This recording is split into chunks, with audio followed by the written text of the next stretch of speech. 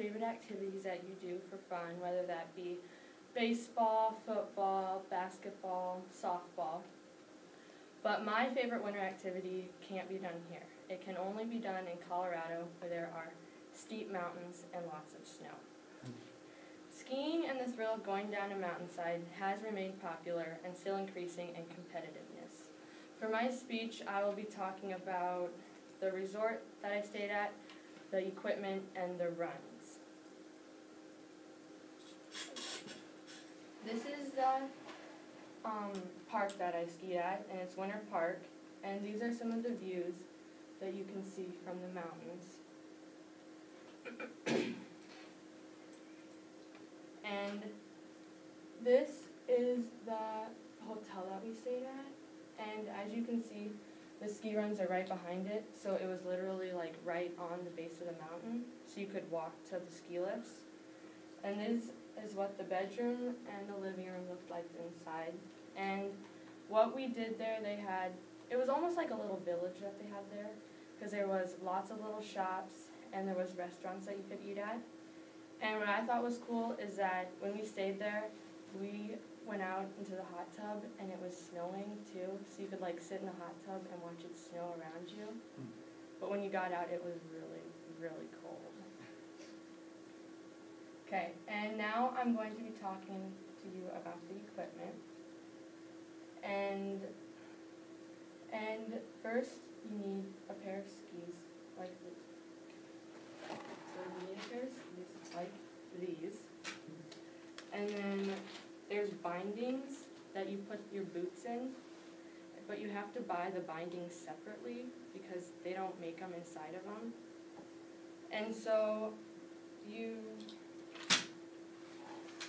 I'll just put the boots on for you to show you how you wear them.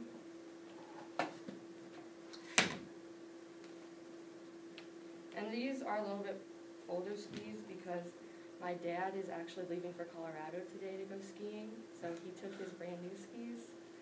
But his boots, they have heaters inside of them, so your feet don't get cold, because when I went out there last time, my feet got so cold that we had to stop skiing because they hurt so bad. So you take your boot and you stick it in here, and you hear the click, so then they don't come off when you're skiing. But when you fall, they will come off, which is good so you don't like hit yourself in the head or something.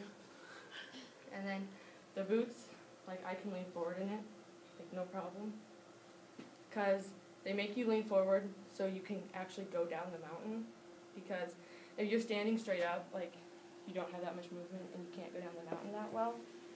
And then in order to get out, you unclick it like that, and then you're out of your skis. And the boots, like when you walk in them, they don't bend, so they have to be straight when you walk in them. And it feels super weird after a day of wearing them, because like you walk around and it feels weird because you've been in them all day.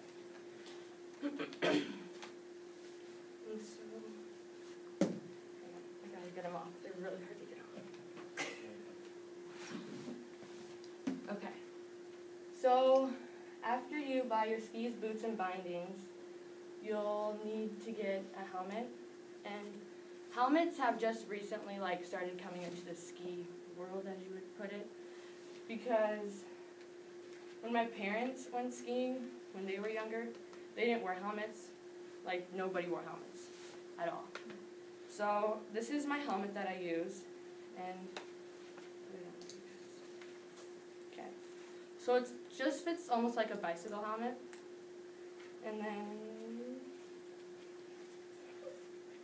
then your skis come over it like this, and then your goggles help you so the snow doesn't get in your eyes.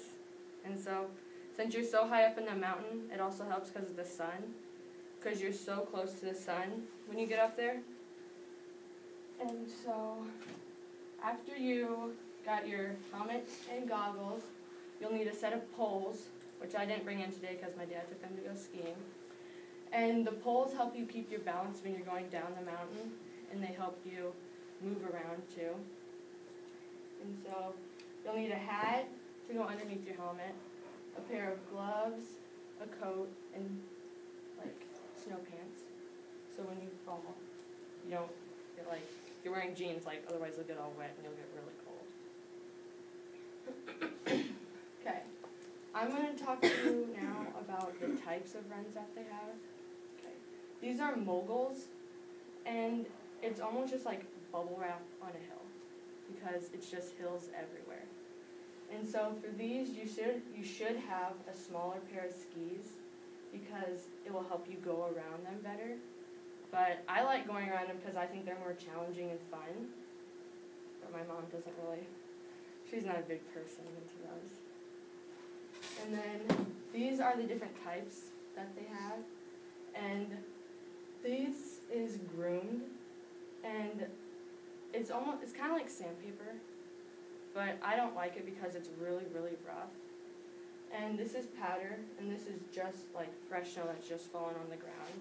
I like that better because like when you stop, the snow spreads all over and stuff, and I think it looks cool. And then the machine that they use to groom is called a snowcat, and it's just this big machine that almost drags just like a huge rig behind of it. It's really cool. And then they have like some snowcat tours that you can go on, which I haven't done, but I think that'd be really cool to try. Okay, and then this is the ski lift, and it can fit up to 6 people on it. And you ride with your skis attached to your boots, so that's why you want to make sure that they click so they don't fall off.